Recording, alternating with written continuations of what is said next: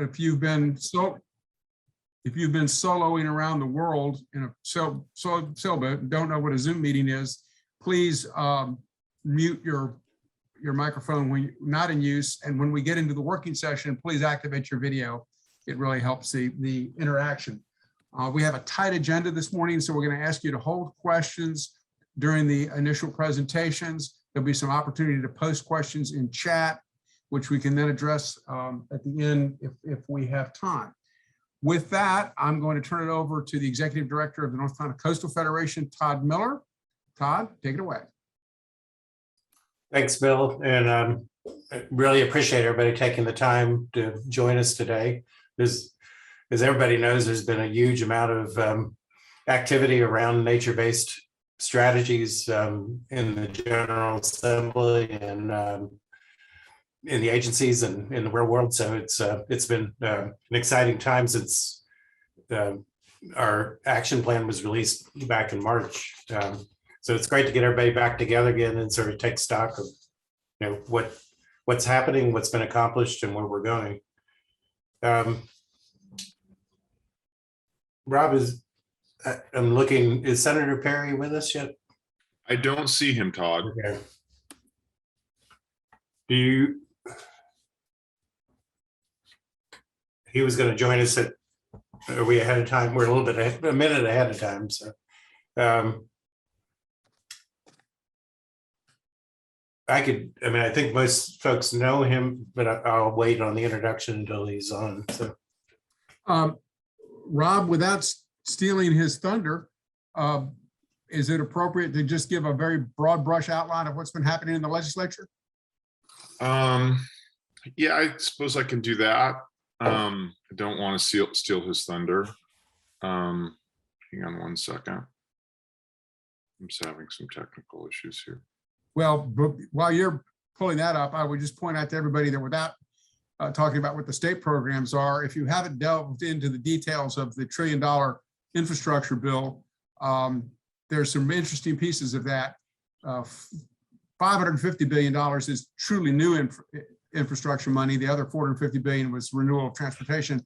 Of that, $47 billion is for resiliency projects, and that is an increase over the $2.6 trillion initial proposal. So when it went down from 2.6 to 550, resiliency went up. So the federal government wants to spend a bunch of money on resiliency projects, and the senator and Rob are going to tell you about what North Carolina is doing. I am reluctant to do that until we know for certain that the senator is not going to be able to join us. I will just, let me sort of talk a little bit about where we are in the budget process without sort of talking about the details of the legislation. So I think, as probably most of you know, we are, I think, coming to the beginning of the end of the budget process, God willing. The Senate has approved its version of the budget, which includes substantive investments in flood resiliency, and I think I'll reserve that conversation to Senator Perry. The House version of the budget was just approved in the last week or so. Both chambers are now just beginning the process to reconcile their differences over the two budget, a process which I'm sure most of you know is called conference. They're in conference committee over that budget, where they'll work out a final version of the budget. Both chambers will approve it in straight up or down votes without amendment on the floor, and then send it to the governor for signature. And of course, and there are very substantive differences between the two spending plans, including the amount of money that they spend. And there are substantive differences not only between the Senate and the House, but there are substantive differences between the House and the governor, the Senate and the governor, that need to be worked out before I think anybody expects the governor could sign a budget. And so the way this is being staged is that the Senate and the House are now going to try to work on their differences, try to work out a final budget that they can approach, that they can then take to the governor, and then presumably there will be another round of negotiations, hopefully before a veto or a signature. to increase the odds that the governor will actually sign the bill. We, as most of you know, we haven't had a new budget signed by the governor for several years. And I think there's a lot of hope at the General Assembly that that will actually occur this year. I know in the conservation community, with the investments that are made in flood resilience and open space conservation and other natural resources investments, we're really hoping that the final budget gets done, because our experience was that in the last budget cycle, there were generous investments made in natural resources, but when the budget didn't get signed, we went into this sort of mini budget process where the legislature started sending chunks of the budget to the governor for signature. And many, if not most, of the major natural resources investments did not get included in those mini budget appropriations. So that's kind of where we are. I think most of us expect that the legislature will send or have a final version of the budget over to the governor sometime in early September, maybe by September 10th. And then hopefully, assuming that we get a signature, hopefully, fingers crossed, we would have a final budget by the end of September. But I don't think there's any guarantee of that right now. I've stopped trying to speculate about what the likelihood is of that occurring. It's too maddening and it's too hard to predict right now. So that's kind of where we are in the budget process. Lauren or Todd, there are so many people on this call that I can't tell whether Senator Perry has joined us or not. No, he's not. I just sent an email to Frederick. Do you think he can help, or? Yeah, and I've pinged Senator Perry's assistant as well. So, okay. So while we're waiting, I would remind everybody on the call that the result of the working groups that met last year was the action plan that came out this March. I think the invites to this probably included links to it. If not, Lauren, maybe somebody in the staff could post that link in the chat box for the full action plan, which includes recommendations really directed at the target audience. It's really, to my understanding, and Todd, you can correct me if I'm wrong, is to help supplement the implementation of the statewide climate resilience plan. Put some specifics to that plan, and therefore its recommendations to the legislature, its recommendations to the governor, and its recommendations to state and local government and to private sectors of how to start thinking about stormwater and nature-based systems. Bill, did you want me to share screen those cross-cutting recommendations at this point, or wait? Let's wait a minute, see if the senator joins us. If not, Todd, why don't you comment on the target? And if the senator doesn't join us yet, then yeah, we'll go to the 4 cross-cutting recommendations. Well, I mean, there was, once the action plan came out, there's, I think, some of the key attributes to what we in the group, all of the partners here were pushing, with really tying the resiliency to the environmental protection strategies. That it was about heading off and trying to reduce future flood losses, but also at the same time doing that in a way that protect water quality and protect the natural systems, and the nature-based strategies that groups were advocating really are designed to work, to work with the landscape, work with the natural systems to live within their capacities to deal with the stresses that are being caused by land use pressures and land use changes and population growth across the state. So Lauren, go ahead and let's start going through this. I'll remind the work group members, and then tell those of you who weren't in the work groups, the plan came up with specific recommendations from each of the 4 work groups, which were new development, retrofit, transportation being roads, roadways, and working lands. And those 4 groups also came up with some general recommendations that so largely overlapped, we consolidated them into what we call 4 cross-cutting recommendations that are sort of more general. And Sorry, Bill, my screen's locked up. We're not having good luck today, are we? We're yet. not. And hang on a second. I don't have them memorized, but I do have my notes right here. So the first was that state and local government should lead by example by promoting the use of nature-based systems. And I think some of our speakers today are going to demonstrate that's beginning to already happen. Number two is increase education, outreach, and professional training for nature-based stormwater system. That one we need to discuss more in the working groups today, I think. Three was create a nature-based stormwater steering committee to ensure continued stakeholder engagement and leadership.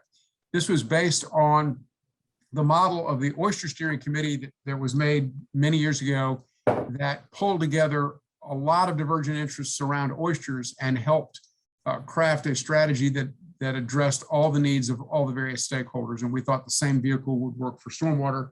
And the fourth was to establish effective watershed management that focuses on protecting, restoring, or mimicking natural systems. And Todd, you may want to expand on this a little bit.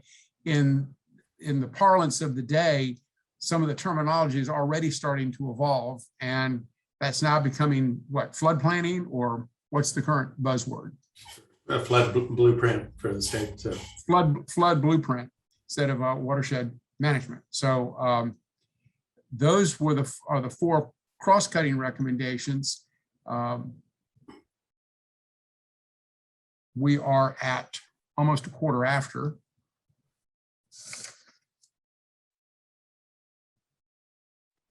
What is your pleasure, Todd? Well, Rob, do you want to go ahead and just do a? Well, the other possibility is we could jump ahead to the people that we're going to speak after, and if the senator comes, he'll go. You know, we'll stop. Let's do that.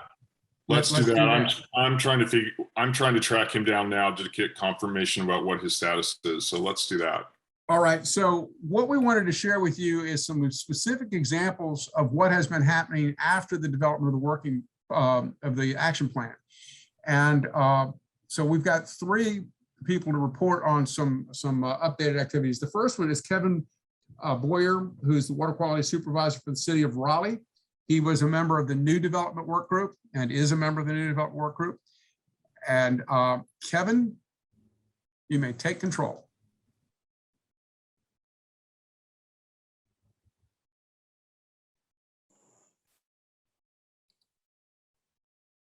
Thank you. Can you hear me? Yep.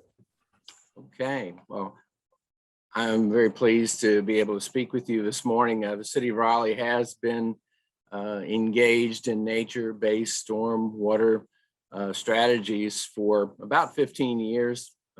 I'd say 8 years in a very intentional and earnest way.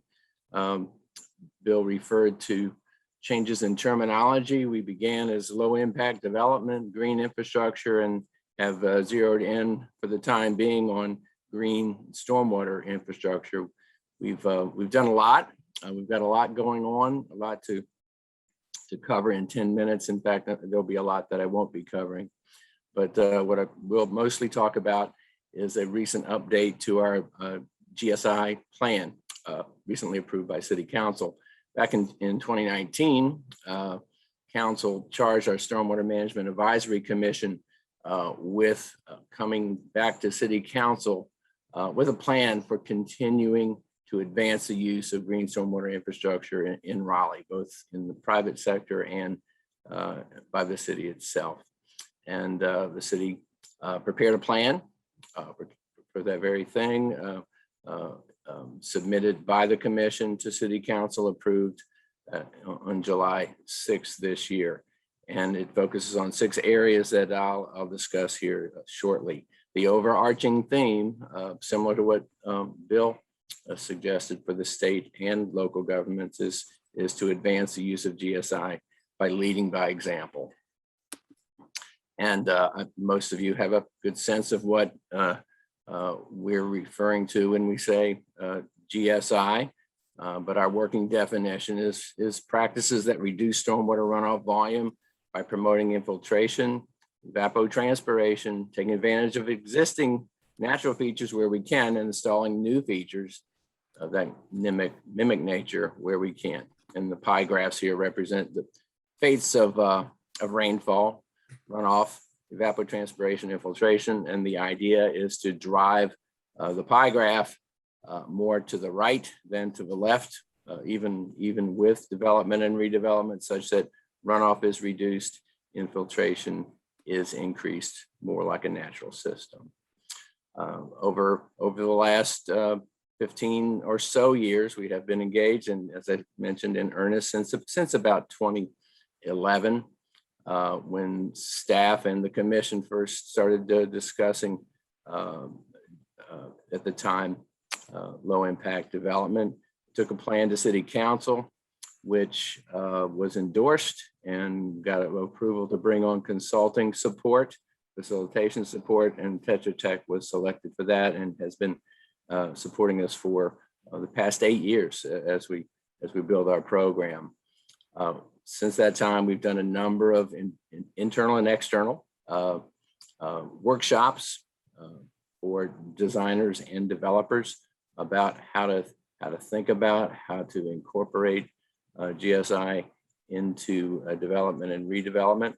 And we submitted a work plan to City Council in 2016 that was endorsed. And we have a number of tools in place now, including standard details for GSI, some graphic representations for education and outreach. And we're putting the finishing touches on an online spreadsheet-based cost tool for estimating life cycle costs of GSI, whole site costs to weigh against more conventional GSI design. And as I mentioned, we recently updated our plan. The City Council has approved it, and we'll move into that in a second. We've been doing work on the ground as well as programmatic work and building capacity. Roughly 140 projects on the ground, many of those through a program we call Raleigh Rainwater Rewards. And that is essentially a grant to private property owners to do generally small scale stormwater treatment on their properties with city financial assistance in exchange for some financial contribution by the owner and their commitment to maintain it for a number of years. But also our own projects, and we've incorporated GSI into about 15 roadway projects, a dozen park projects. Here's an example at Raleigh Union Station, our train station, the green roof, and a couple of fire stations as well. And I'll go into the 6 action items that City Council recently endorsed. Here they are. I'll not read them because I'll go through them one by one. The first is that leading by example and starting. Kevin, I'm going to interrupt you just a second. Yes, sir. Before we, because this looks like a good break point. Rob, has the senator joined us? And if he has, we could have Kevin come back and then he could go through his 6 action items. Looking at, from what I can tell of the participants, I do not see him on. Continue, yet. Kevin. Okay, thank you. So the first of the 6 action items is lead by example with a formal city policy. The city recognizes, although it's not always been obvious, that we are a developer. We don't often call ourselves that, but in addition to being a regulator and an advocate for cleaner water and health of our streams, we build things and we own and maintain things. So we're in the same camp as many private developers, and thereby are in a great position to lead by example on our own development projects. And so with staff and our commission developed a draft policy, a working draft policy to do just that. We were already doing GSI on a number of projects, but it was a bit hit or miss depending on individuals and different programs and of course funding available. This policy, when adopted, is well along the line now, will set forth procedures for how the city project managers and management in general will screen projects for the use of GSI, and then how the decisions will be made on whether or not to implement GSI. We've Kevin? Yes. Yes. My apologies, but it looks like the senator has joined. Lily, did one of you all enter him? Yes, I believe he's been admitted. Thank you.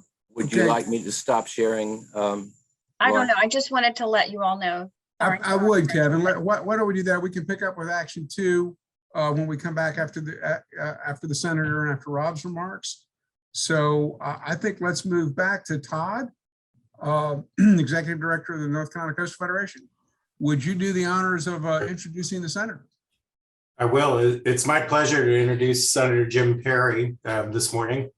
As many of you know, Senator Perry has represented Wayne and Lenoir County in the state Senate since 2019. He is a successful business leader and serves as the Senate's majority whip, as well as co-chair of the Senate Health Committee and the Appropriations Subcommittee on Health.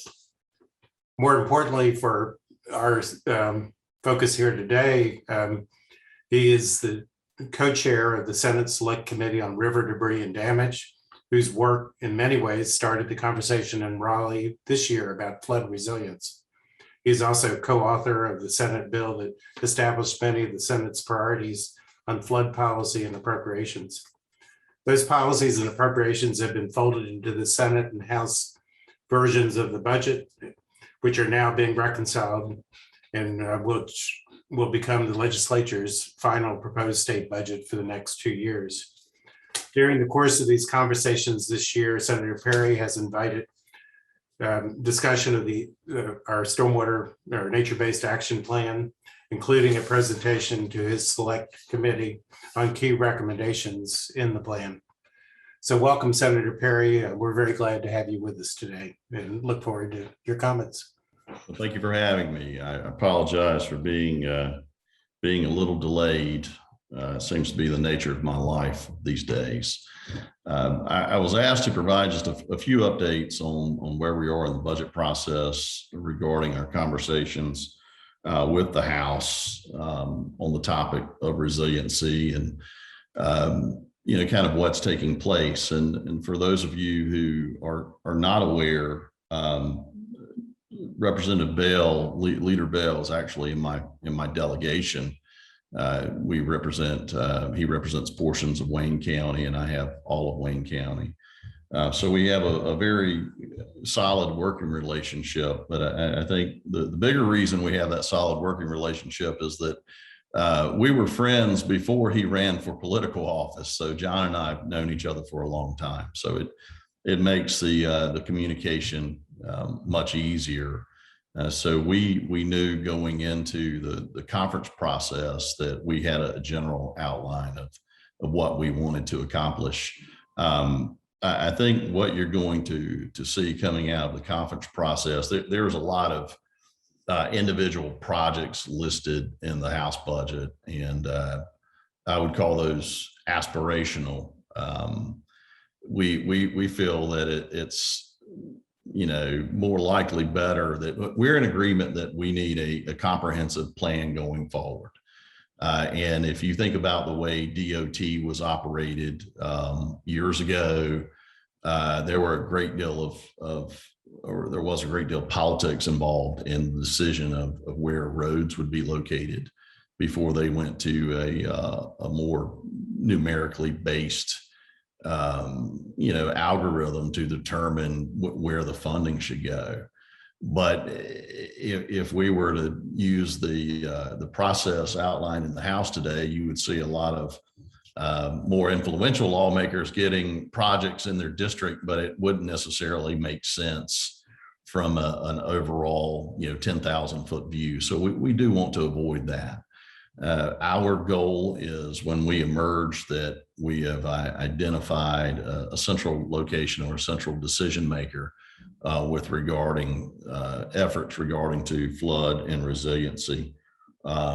We think that we don't need a lot of part-time know-it-all lawmakers making patchwork decisions on what to do in the state. We actually need a comprehensive multi-biennium plan. And I think you will see that emerge as a goal to have that developed, not us develop it, but to approach it in a comprehensive manner. I do believe that we'll see funding increases well above what had been proposed in the Senate budget for this area. Likely not to the extent that we see on the House side. We do plan to fund some efforts that are already out there, some organizations who are already have some things in place. We think that makes sense, but approaching it holistically going forward, having a plan and trying to assign ownership in one department, those are all things that we think make sense. You know, there's been so much work done in the areas. We have reviewed the action plan, and we see no reason to reinvent the wheel. So I think when we get on the other side of this, we will have a lot of folks that are very happy about the systematic process that we've made, instead of being more piecemeal and reactive as we've seen in the past from the state. I'd be happy to answer a couple of questions if that would be helpful. As long as they're not hard questions. I really, it's Friday. I don't really want any hard.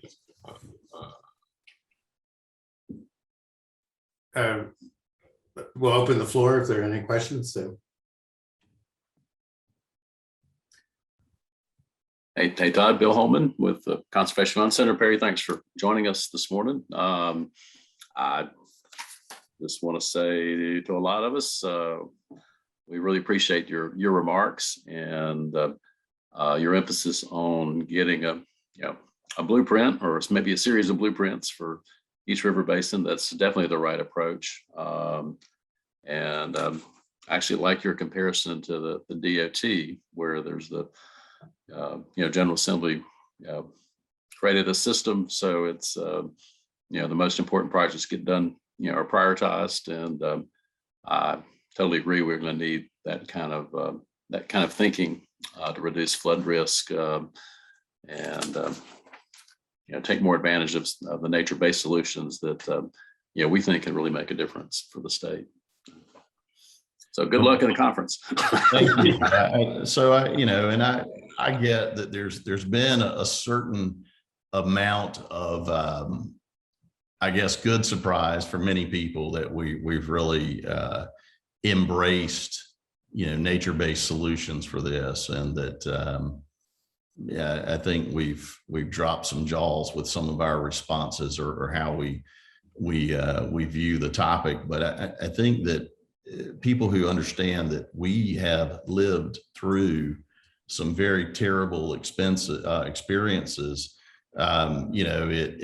it shapes you. And it's also, I think, given us a desire to, or certainly me and John vicariously, given me a desire to learn more about it and to have a better understanding. And I'm not an expert by any means, and don't claim to be, but looking at what the work that's already taken place and the body of work developed by subject matter experts, looking to Louisiana for the fantastic construct that they have, looking at what's happening in some other states.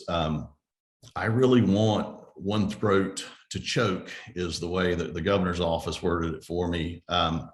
As comprehensive as we can make this, but have one person who rises and sleeps in our state thinking about this effort and coordinating the various groups that have interest and use resources makes a lot of sense. What doesn't make sense is that if John or I, we would have the ability to have projects in our district, but if nothing is done upriver or downriver, it doesn't do anything long term. So having that comprehensive approach in making sure that we're using the resources adequately and as efficiently as possible makes a lot of sense to us. And we want to see someone a lot smarter than us deciding where that goes, instead of it just being politics as normal, at the General Assembly. So- I see Amanda Martin has her hand up. Hi, good morning. This is Amanda Martin. I'm our state's Chief Resilience Officer, and I work at NCORE. And also my Deputy Chief Resilience Officer, Marlana Byrne, is on this morning. And I was really excited to hear your comments, Senator, and it's really consistent with a lot of what we hear from stakeholders about the desire for a cohesive approach, a coordinated approach to flood resilience in the state, one that acknowledges that there are connections across political jurisdictions, and will do the hard work of creating those connections and figuring out where the strategic investments are by using modeling and stakeholder engagement. Those are just themes that we hear repeatedly over time. And I just wanted to take a moment to share some of the coordination work that we do, because it may not be the most visible part of the flood resilience work that happens in the state, but our office staffs the State Disaster Recovery Task Force, which includes a number of subcommittees that are working on recovery and resilience issues, including focal areas on environmental preservation, housing, business and workforce, nonprofit and volunteerism, and agriculture. Those are all active subcommittees of the State Disaster Recovery Task Force that we staff. We also staff an interagency resilience team, which is a sort of worker bee level staff of agencies that have resilience responsibilities that get together and share what each of us is doing, the work that we're doing, the policies that we're crafting, the investments that we're making in an effort to build that kind of coordination across state agencies. Because as we know, resilience is, flood issues are one of those things that really come from a lot of different arenas. It's not enough to just. Hey, Amanda, can the senator has just a few more minutes, and so if you had a question for him, I think that would be helpful now. Okay, sure. I just wanted to share my appreciation for the work that he's done. Thanks.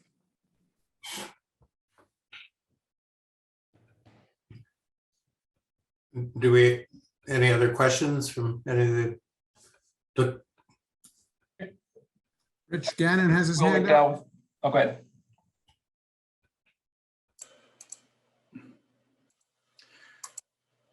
Hi, Senator. Thank you for being with us today. Rich Gannon with the Division of Water Resources in the planning section.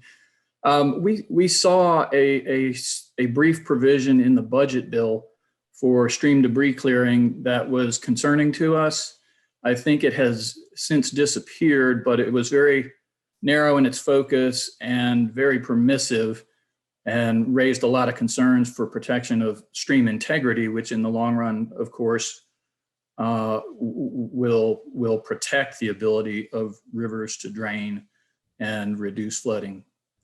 So I wanted to see how your bill work might compare to that. Are you talking about a notwithstanding current regulation provision that would allow for clean out? Is that something along those lines? Yes. Okay, so let me tell you the genesis for that. That was from Louisiana, and that was actually done, the idea was actually done with the input and the sign off of the environmental community. And they had observers who would travel with the folks doing the clean out to make sure that they adhered to what they were doing. It required an act of Congress, and that was put in place in addition to some suspension of some state laws. And it came from the concept, I mean, just think about fluid dynamics and displacement related issues. So they ended up tailoring it very narrowly to ensure that it wasn't about existing habitat. It was related solely to the removal of storm-related debris that had accumulated in the rivers. So they ended up tailoring down very narrowly because they had the same response down there. People see it and they go, oh no.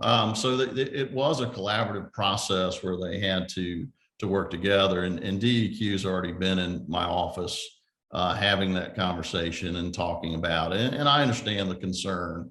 But in order to get the equipment in and out of the river in various areas there, they had to design processes for that. And instead of the contractors doing it, the environmental groups did it, so that they would have minimal impact, but they were able to work together and figure that out. And that's something that John and I, in our conversations, we've said, listen, we get the concern, we get the knee-jerk response. Let's talk about what the goal is and find a way to get there in a manner that gives everyone the most comfort possible, knowing what the intent is. So we understand that the bells and whistles that sets off, but I hope that those comments provide you a little more comfort, if possible, because we don't want a Neanderthal approach by any means. Thank you. Is there time for one more question? Yep. Okay, this is Will McDowell with EDF. Again, adding my thanks for all the work y'all have done. And I hope my question doesn't go past that too quickly, because we're really excited by what's possible in this session. You and I have also had conversations about this being a long-term endeavor for the state. And so I'm wondering if you could give us any sense, and this group is going to kind of stay on and talk about where we go. What do you think is not going to get done this session that we should be thinking about as kind of the next steps? So my guess is, well, let me back up. If I were not in government and I was hiring someone to staff a new division for me or a new department, I would not want to form a plan of how to run that department and then hire someone and give them my plan. So I think that having someone put in place to coordinate a resilient.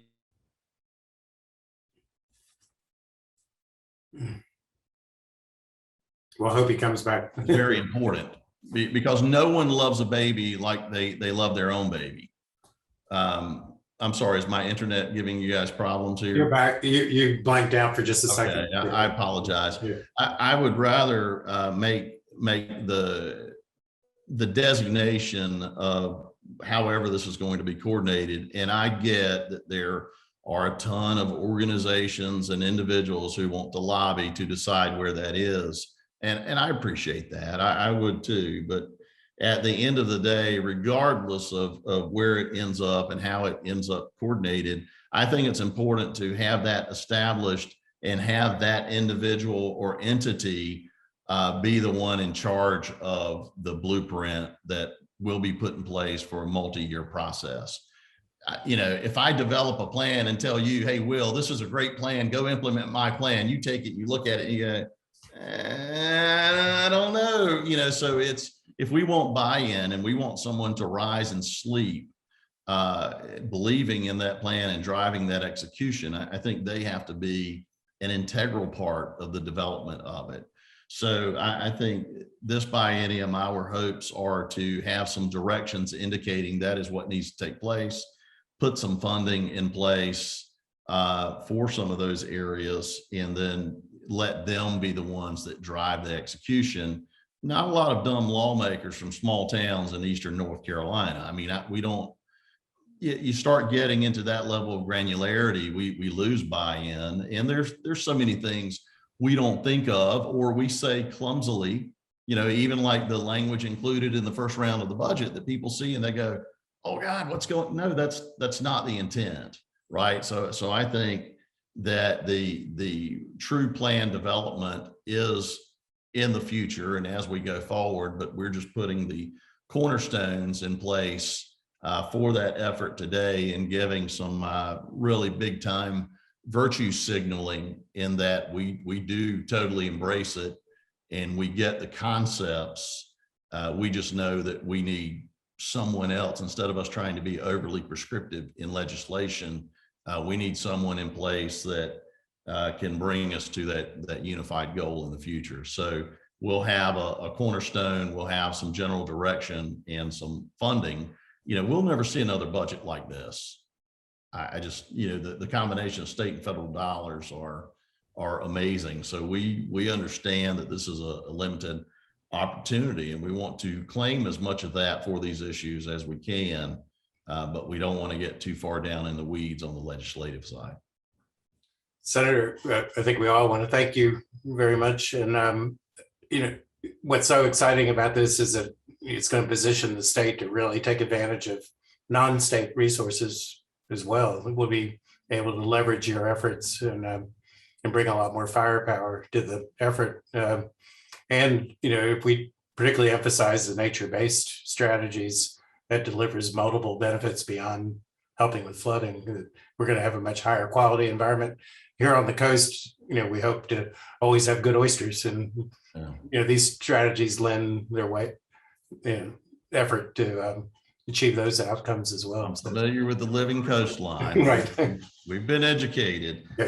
You know, I do think that the comprehensive plan not only gives our citizens more confidence and our lawmakers as we allocate dollars for this, but you think about the federal funds that are available when you've demonstrated these kinds of commitments and capabilities. I wouldn't mind being in line for the $1.2 billion that I saw head down to Louisiana. So we see a great number of advantages to having something that is way more comprehensive than we've had in the past and less reactive. So, well, thank you again. And I know you're busy, so. Well, thanks for having me today. I apologize for my tardiness, but I appreciate your time and I appreciate your efforts on this. And thanks for being patient with John and I as you walked us through and educated us in many areas and helped us understand some things. The communication really has been helpful. Thank you, Senator. Appreciate your time. Thank you, Senator. Bye-bye. Bye. Rob LeMay, could you follow up and maybe finish the talk you had started about what's going on at the legislature? Yeah, I'm going to do this really briefly because I think the conversation that Senator Perry, I mean, we could spend a lot of time going line by line through the various investments that are made in the various budgets. I won't do that. There's a lot of information online about that if folks really want to dig into the details. Suffice it to say that we are talking about in the range of $400 million in resilience investments, including open space conservation. And that I think you heard from Senator Perry, if you didn't take much to sort of glean what the kind of conversation lines are between the House and the Senate. You know, the Senate's principal investments are $100 million to DEQ for a new stormwater program, and then a fair amount of money in stream removal. The House's budget includes that $100 million for stormwater, but also includes more than $100 million in funding for individual flood resilience projects. You heard Senator Perry talk about the Senate's willingness to create a pathway to fund some of those projects, but its reluctance to sort of do this project by project, but do it more comprehensively. And then you also see in the House budget some considerable investments in larger funds in the range of 20, 30, $40 million for various agencies around flood resiliency, including DOT, some designated money for that at for the Land and Water Conservation Fund that's specifically designed for flood resiliency. And I think and then also another $20 million for something that the Coastal Federation and others have been paying a lot of attention to, which is a blueprint or a sort of planning document that really helps guide both local and state efforts on flood resiliency, and which really engages, provides insights into local conditions, on the ground conditions, and also engages local stakeholders. So the conversations at the General Assembly around budget are issues around governance, who's going to run all of this, that comment. I think we've heard Senator Perry say repeatedly that there are policymakers who have an interest in, who feel the need for strengthening the authority, the central authority for all of this. That comment about somebody who wakes up 24/7 thinking about all of this. And then there's this question about individual projects versus, you know, a more comprehensive approach. And then I think the other issue that's engaged in all of this is for the Coastal Federation's perspective, in addition to being focused on the money and on the blueprint, we've also asked them to sprinkle references to nature-based stormwater strategies in all of the language that guides the investments that they're making, not to require nature-based stormwater strategies, but to require that they be considered. And the reason we did that is that when we found that when the legislature makes reference to a particular priority, even just conditional language that directs the agencies to consider them, it's a lot easier to get the agency's attention for those strategies. And so if the provision around this $100 million for stormwater says, you know, prioritize or consider nature-based stormwater strategies, once the budget's done, we can go back to whatever entity is going to be administering those funds and reference that direction from the General Assembly. And it all of a sudden creates a much easier toehold, a much easier way to have a conversation about nature-based stormwater strategies and the way those funds are being used. So again, I don't think, and we're late in this meeting, and so I don't really want to go into the details, but very, very broadly, those are the lines of discussion: how much money we're going to spend, how are we going to spend it, who's going to spend it, and then what language should go along, or who's going to administer it, and then you know, what's some of the language that needs to go along with the money to make sure that that things like nature-based stormwater strategies are prioritized in this process. I think I'll stop there. There are a couple of other people who are very, very involved in this conversation at the legislature: Will Morgan with Land for Tomorrow, Bill Holman with the Conservation Fund. There are probably others on this list that are having those conversations. And so I'm certainly not the only voice in all of this, and they may have other insights they'd like to share. Thank you, Rob. And because we have three other speakers who have put time and effort into making a presentation as part of the morning program, we're going to move on to them. But I would say to anybody that has questions about what's going on legislatively, either for Rob or for any of the people that Rob has referenced, put them in the chat. I don't know that we'll get to them this morning, but we'll try to get somebody knowledgeable to get to them this afternoon, even if Rob isn't able to join, not afternoon, but our second half of the program. With that, we're going to go back to Kevin and let him complete the review of the action items that Raleigh is taking, and then we'll move on to our other two speakers. Take it away, Kevin. Thank you. Can you hear me? Yeah. Okay. Well, I was wrapping up on the first action item, and it dovetails nicely with what Rob was saying. The policy that the city of Raleigh is developing is a framework for considering the use of GSI on our city capital projects, not a requirement, but there's a framework, a structure for how it should be considered. I'll move very quickly through the rest of these actions. Moving to the private sector, we recognize that some changes we made to our Unified Development Ordinance are not getting the attention of the private sector that we were hoping. Changes to encourage the use of GSI. We'll be reconvening some stakeholder groups to take another look at those and our overall procedures for making GSI more doable for them. Our third one is recognizing that rezoning is a place where GSI is often discussed, even before development plans are prepared. And there's often a lot of stakeholder and developer interaction there that can be facilitated with a menu of potential GSI actions that the developer could consider offering. So we'll be working on that menu. The next action has to do with making sure that we are getting into our planning documents, our planning process, GSI, so that projects that flow from those plans have the springboard for being on the table. And the fifth one is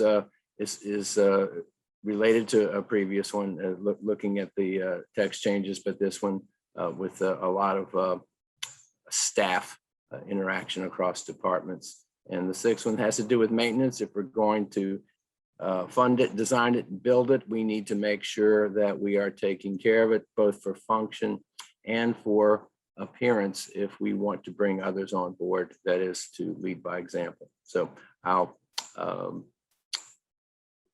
end my presentation and let the other speakers use the rest of the time. Thank you.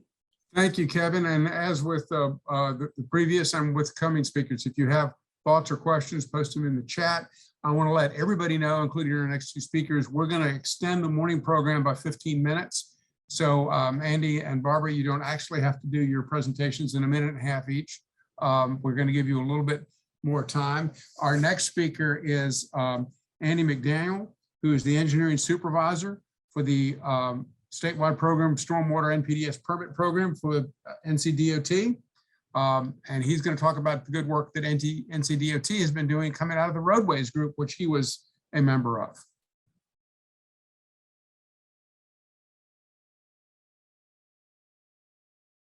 And Andy, you need to unmute. I gotcha. Thank you. Are y'all seeing my slides in presentation mode? No, we're seeing your slide and your next slide. Okay, let me swap. How about now?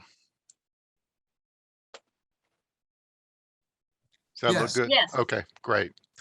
Well, thank y'all, everybody. Again, my name is Andy McDaniel. I'm with the North Carolina Department of Transportation's Hydraulics Unit, and I manage our highway stormwater program. Also on the call with me today is my boss, Stephen Morgan. He's the state hydraulics engineer, and Dan O'Connor, who is with the Roadside Environment Unit. So we have those gentlemen with us as well as others from the working group.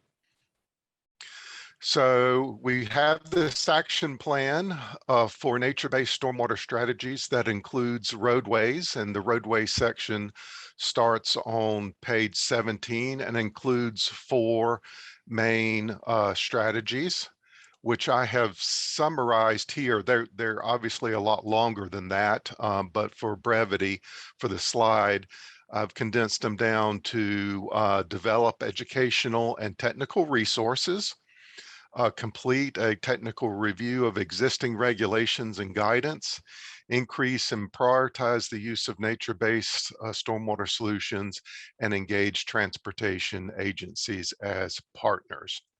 And under these 4 main categories, there's more specific actions that we are working on. So to kind of give you an update of where we are so far, we've got our statewide nature-based solutions action plan that's providing the overarching guidance. And to date, we've been focused on 4 main sort of focal areas, if you will: research, field trials, policy and design standards, and education and outreach. And for the remainder of this presentation, I'm going to give you a very brief overview of some of the activities that we've been engaged in these focal areas. Some of the activities that we've been doing in each focal areas directly address a strategy in the statewide plan, or they're setting the foundation for those strategies moving forward. So let me start off with research. We've been doing quite a bit lately and have been over the years.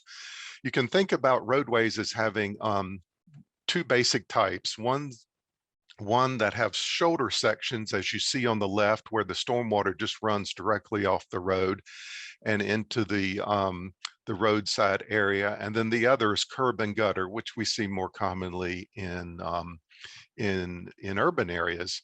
The vast majority of DOT's network is shoulder sections, so we focused a lot on how we can improve the infiltration capacity of our roadsides, because while they do a good job as is, it's important to note that they are compacted to a degree through the construction project. So over the last number of years, we've been doing a lot of work on how to improve soils to enhance infiltration through both tillage as well as supplementing it with compost and other materials to maximize and sustain that infiltration increase. We also are interested in using this opportunity to promote the use of native plantings, and especially native plantings that support pollinators, so we get more of a triple bottom line benefit. So we've got a lot of we've gained a lot of knowledge in this area, and we'll be integrating that into our design standards, because soil is really one of those foundational components to the nature-based process. Not only are we doing research in North Carolina, but we're partnering with others outside of North Carolina, in this particular case, a University of Delaware, to look at additional types of amendments that can be used to improve infiltration. We've done a lot of work with compost, but in our partners at the University of Delaware and with Dr. Paul Imhoff, we're looking at biochar. If you're not familiar with what biochar is, it's basically organic matter that is heated and converted into essentially activated charcoal, similar to what you have in your Brita filter pitcher at home. And what we're seeing is some pretty amazing results in terms of peak runoff reduction. In these particular experiments, we get 83% reduction. We also see volume reduction. We also see really good metals removal, as well as nitrogen removal.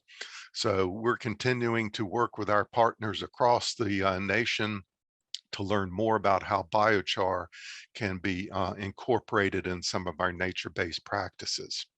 There's a lot more research I could talk about, but in the limited time, I'm going to leave it to that. In the focal area field trials, we've hired a consultant, McAdams, who is part of our working group to develop a nature-based solution action plan for Falls Lake. Falls Lake is Raleigh's water supply, so Kevin will be happy about that. And we're looking to implement a wide series of these nature-based solutions to get some practical experience with them in this watershed nearby. An interesting twist to this action plan is going to be the inclusion of a carbon footprint evaluation. So for each of these nature-based solutions, we're going to be evaluating carbon emissions related to the construction materials themselves needed to implement the nature-based solution, the construction activity, the actual building of the practice, the long-term maintenance activity and what that carbon emission is like, as well as the sequestration of carbon based on vegetation and soils. And this will set, with this knowledge, that'll set the foundation to kind of do some comparisons with nature-based solutions versus more traditional practices, and that may help help the decision-making process moving forward. So that should be an interesting one. Another thing that we've recently completed related to field trials is an evaluation procedure for implementing nature-based solutions within DOT remnant properties. What a remnant property is, when DOT builds a road, oftentimes we just want to acquire the needed property for the right-of-way area itself. So we'll take a slice of a piece of property, for example. But in some cases, we have to purchase the entire parcel of land as we're negotiating that right-of-way acquisition. And that leaves what we refer to as remnant properties. And as of May, there's like 3,700 plus remnant properties across the state that we're interested in evaluating for their use as a space for which nature-based solutions could be implemented. So we have completed both the desktop procedure as well as a field procedure, including the software necessary to collect the data in the field to evaluate these remnant properties for potential implementation of nature-based solutions. So that's that new process is going to be implemented or integrated, I should say, into our retrofit site selection program. In the realm of policy and design standards, we have been working on evaluating changes to the DOT typical sections or options to DOT typical sections for various urban and rural roadway types. If you're not familiar with DOT speak, a typical section is basically a cross section of what the roadway facility will look like for the majority of its length. So it's an important communication tool and it's an important design tool. So and this is hot off the press, so that's why I've got draft here, because we have not completed our review of these. But what you see in the upper diagram there is a picture of a typical section for a 2-lane road in an urban area, slow speed, 25 to 45 miles an hour, with 2 lanes, parking on one side, a bike lane, and sidewalks. And then in the lower diagram, you see that typical section retrofitted with a nature-based solution, in this case, small bioretention facilities in the parking stalls. So we've done this for a variety of our typical sections, and this is going to be a really wonderful communication tool as we talk with roadway designers, roadway engineers, and others as to what does nature-based solution look like in the DOT world. So we'll be moving forward with concurrence on these ideas. That will take a while because changing the typical sections is a big deal. But we've gotten a good start. And this is one of the direct strategies that came out of the statewide action plan. So we've made some good progress so far on that part. We're also working on a major update to our BMP toolbox. That's our BMP design manual. And the Coastal Federation and the Coastal Review has written an article about our plans that is available on their website if you'd like to go read a little bit more in detail. But basically, we have started a national review of stormwater practices and their design standards. So we want to take a comprehensive look at what folks are doing across the country to make sure that the really best ideas are brought back here to North Carolina. Those good ideas are going to be added as chapters, new BMPs to our toolbox. And in addition to that, for all of our BMPs in the toolbox, we're going to be creating video-based training. So our engineers can go to the on demand, see some training materials and get a good thorough knowledge of these both new and existing practices. So this is an exciting effort that we've got going on here. To give you a sneak preview of some of the things that we're going to likely be adding to our toolbox, embankments are one of them. Here's one design variant there on the right of a embankment, where the stormwater runs off the shoulder section and goes into a filter media, essentially, which you see is reinforced with that dark colored plastic grid, which through this trial, we learned that we do not like that grid, and we'll be doing something a little bit differently. But that's a lot of the practices that end up in our toolbox are tested thoroughly through retrofits before before they make it into the toolbox. So these are really a nice thing because it has a really small footprint, and that's very important in the roadway environment to shrink as much as possible your footprint on these BMPs. Biofiltration conveyance is another one that you're going to see added to the toolbox. This is a steep slope BMP. Some folks refer to it as regenerative stormwater. We use this term here because it fits with the purposes of the highway environment a little bit better, but it's essentially a series of step pools underlain by sandy media to promote infiltration and filtration. The one you see here with the mulch on top of it was monitored by NC State. This is at the Alamance County rest area. And I was out there in a rainstorm, and there was a lot of water flowing through it. But as the water dropped from pool to pool to pool, you saw a whole lot less water, and at the very end, when it discharged to the stream down below, there was no surface runoff whatsoever. It was all shallow interflow, slowly entering the stream. And I've got a video of that, and that's very exciting. We've got various design variants. You see this new one down at the bottom that includes a wetland that as a design variant at the very end to do some final polishing work. So lots of interesting design work has been underway.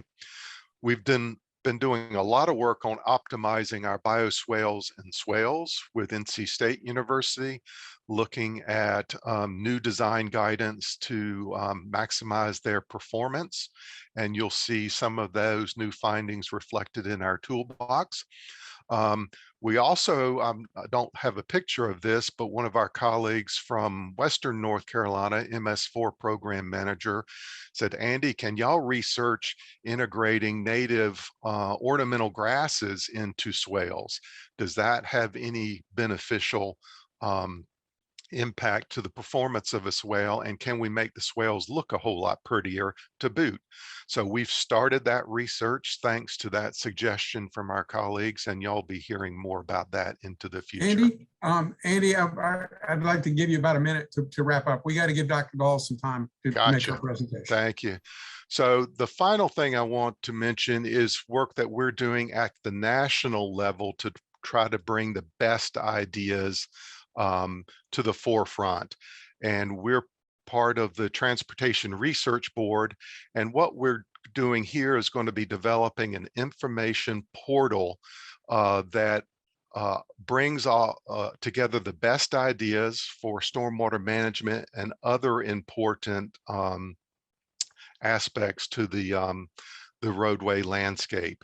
Lots of work has been done out there. It's scattered about everywhere, and we want to compile it in a single location such that it can be available for everybody's use and bring those technologies to North Carolina. So thank you, Bill, for tolerating that, and I appreciate it. No, thank you, Andy, and thank you for all the great work NCDOT and the whole roadway work team has been doing. I want to move quickly to Dr. Barbara Dahl, who's Extension Associate Professor at the NC State Sea Grant and Biological and Agricultural Engineering Department at NC State University. She is a member of the Working Lands Group. And for those of you who are new to this field, working lands are lands, agricultural forests, lands that work as land. Thank you for having me. I'm going to move quickly. I have a lot of information. I asked for a few extra minutes, so I hope that's not a problem. But if it is, you'll just have to cut me off. I want to acknowledge right off the bat my colleagues, Dan Line and Dr. Jack Kirky Fox. They do all the heavy lifting on the modeling work for what I'm going to share with you. I was asked to cover some of our research looking at flood mitigation opportunities through natural infrastructure. I'm going to focus in on some work that was funded that we recently completed for the NC Policy Collaboratory. We worked with a number of partners. I've got a lot of logos at the bottom, and several of the folks that were part of this effort are on the call today as well. So I'm going to acknowledge all the effort from others.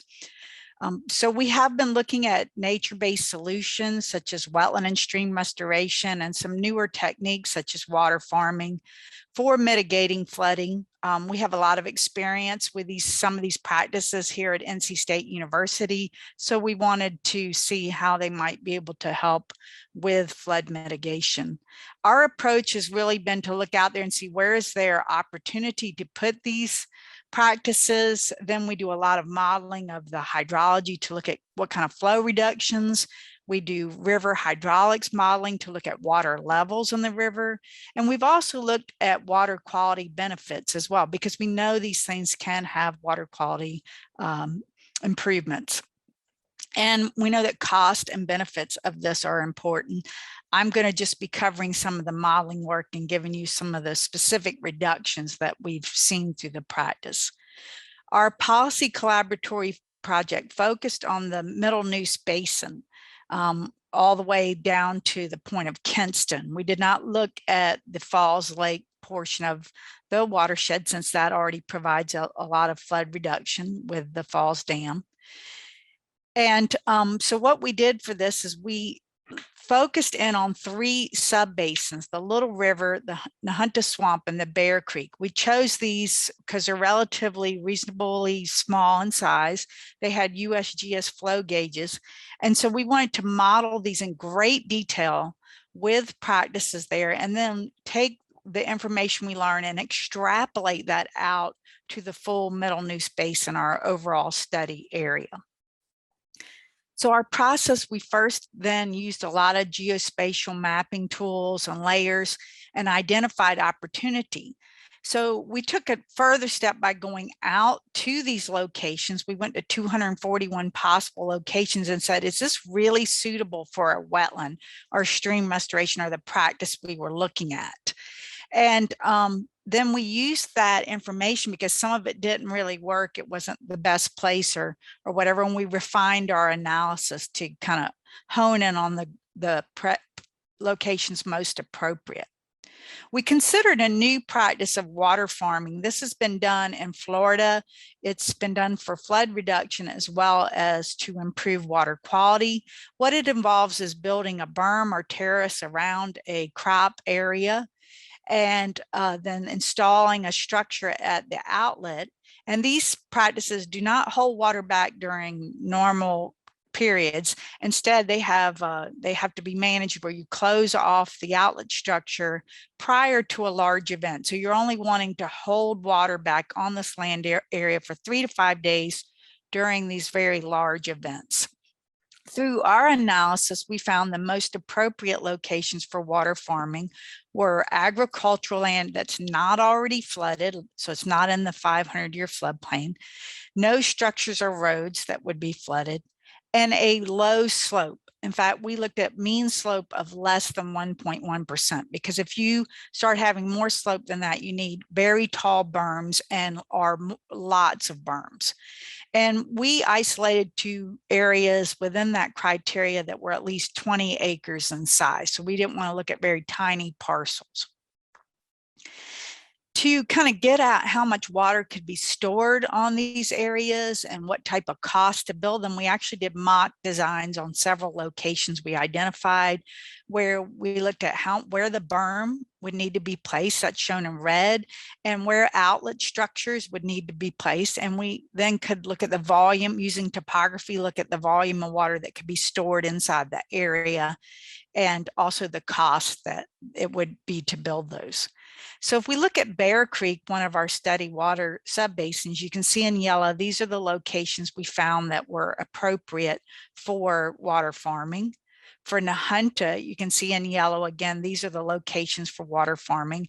We did not really identify anything in the Little River, where that's upstream and the slopes are just too steep. Then we extrapolated our process for how we identify those areas out to the full Middle Neuse. So we had about 5% each of the 2 subbasins suitable, but only about 1.1% of the Middle Neuse. So most of that focused in the lower part of the basin, where you have relatively undeveloped land, flat slopes that would work for this practice. We also considered wetlands. typical wetland restoration in North Carolina would be filling ditches, developing microtopography. However, these types of wetland systems are pretty full with water by the time you get a tropical or hurricane type event that's a 50 or 100-year storm that's going to cause flooding.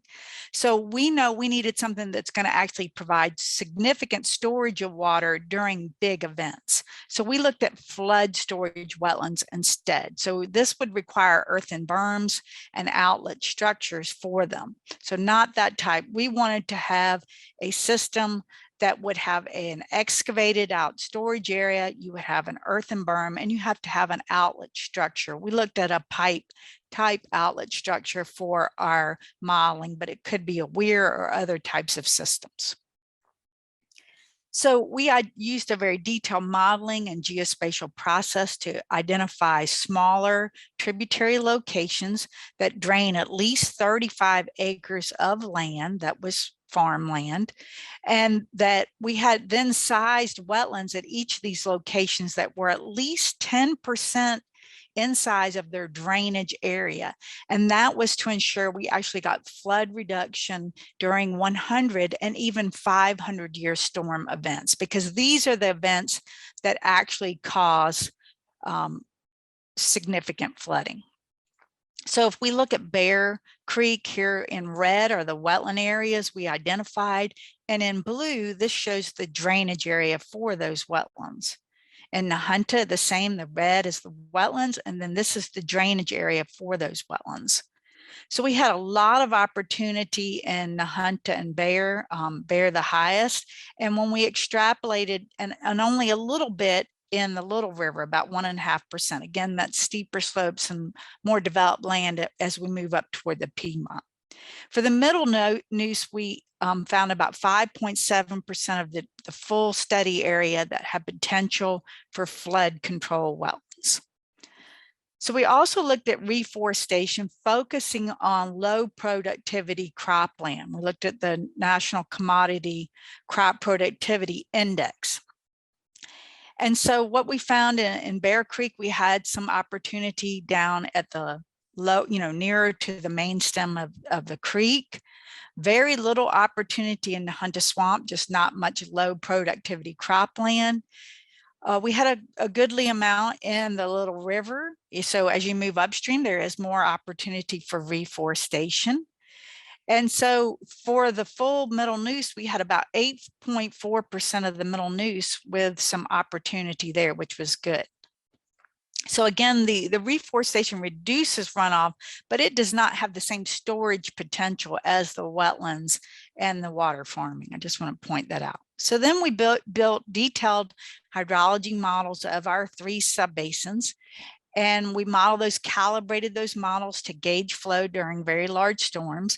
And then we modified the model to incorporate those practices using a variety of techniques to simulate or to, those practices within the specific locations of the subbasins. So just looking at the results, what kind of reductions? First, again, we're focusing on the subbasins before we extrapolate to the full Neuse. For the Nahunta, again, we had about a little over 5% water farming, a little bit over 12% of the watershed and wetland, and just a small percent of reforestation. What we could see is reforestation, just very minor decrease in peak flow of about 0.6%, whereas water farming getting a little bit more, around 7.7%. Almost 9% for the wetlands. And when we combine wetlands and water farming, we could have almost a 14% reduction in peak flow during a Matthew hurricane event. So this was that same storm, but modeled again with the practices. This would equate to about a 0.4 foot drop in the water surface on the river flowing through on the Nahunta Swamp. Not on the Neuse, on the Nahunta Swamp at the outlet. If we look at Bear Creek, we had about 5.3% water farming, 20% wetland, a lot of opportunity, and over 10.6%, about 10.6% reforestation. So reforestation, some small reductions, around 2.5, almost 11% with water farming.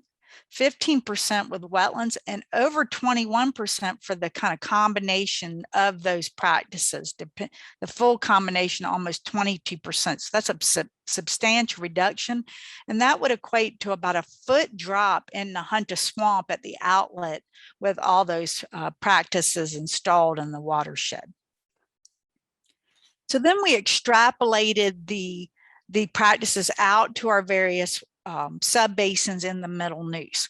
And you can see the peak flow reductions that we then estimated through that full model with all the practices in the sub-basins. And so what you can see is very little reductions in the upper part of the watershed because there just wasn't much opportunity there. Whereas in the lower part of the basins, we're getting into some high level of reductions in the sub-basins of between 13 and 23% in some areas is very high. So again, the full basin, we had 1.1% water farming, 5.7% wetland, and a little over almost 8.5% reforestation. So if we look at on the Neuse River itself, at the peak flow, because I'm showing you sub-basin reductions there. So if we look at on the main stem of the river, at Smithfield, we saw really very little change, almost no change at all, not detectable. That's because we just didn't get much, we didn't see much opportunity above the town of Smithfield. If we go to Goldsboro and we look, we can see some reductions both for the reforestation and water farming plus wetland, and we got as high as 4.4% peak flow reduction on the Neuse River at Goldsboro with the combination of all practices installed in the middle Neuse. If we look at Kinston, some similar trends with as high as 5.3% reductions in Kinston for that combination of practices in the middle Neuse.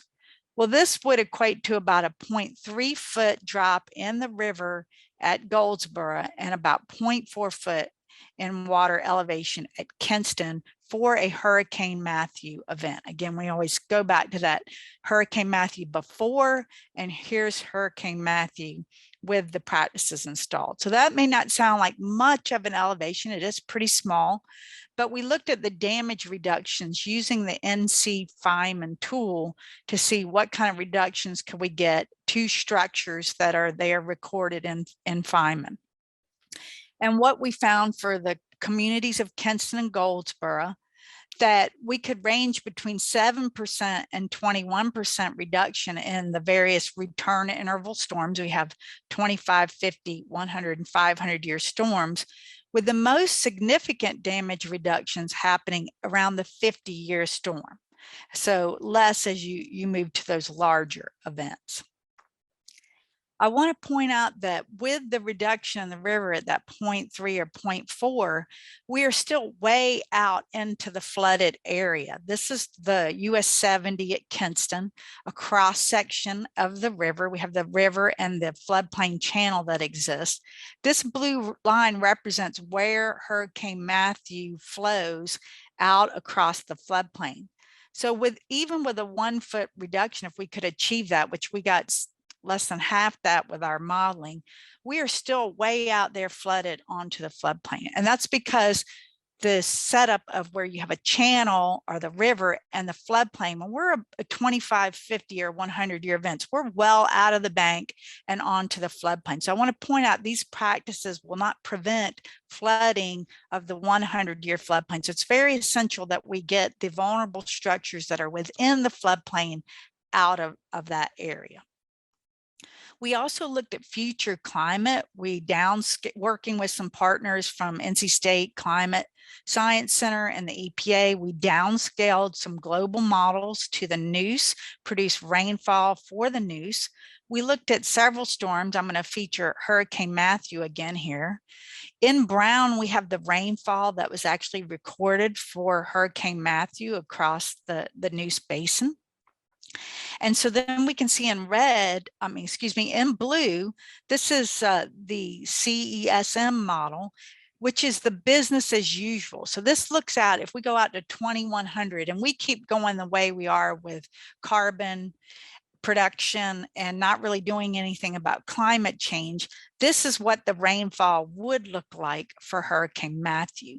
Whereas in red, we can see the version of the CESM model if we did major steps to keep that carbon down and manage climate change. But you will see an increase all the way across incrementally in the rainfall, even with those controls being pursued. This is the flow modeled across the river. So we have observed flow from the gauge at Kinston. Here's our model. And then we modeled those two rainfalls for these storms. And we can see extreme increases if we stay in the business as usual at 2100. So very high water levels that we would see. Even with the controls, we have a substantial increase in the amount of flow that would pass through Kinston. In fact, if we look at the different storm events, we modeled this as 2019 for the 50, 100, and 500-year storm. This is the Hurricane Matthew, which is pretty close to a 100-year storm. So you can see with the various models that we looked, the 8.5 models are the ones where you just business as usual, whereas the 4.5 is making controls. You can see major increases in the 100-year storm as compared, almost double the Hurricane Matthew event if by 2100. This could equate to as much as 3 to 4 foot or more rise in the water surface at Kinston during these storm events. So the message here is, again, these measures will not prevent flooding in that floodplain, and that the future storms could worsen the flooding that we see in the floodplain. So it's very important that we move people out of the flooded areas. This is the Grand Forks, North Dakota. They had very extreme flooding and even a fire in 1997.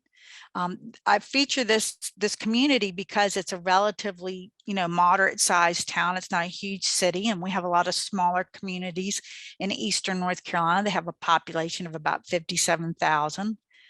Well, they took a major plan where they bought out a lot of properties that were repeat loss structures in the floodplain.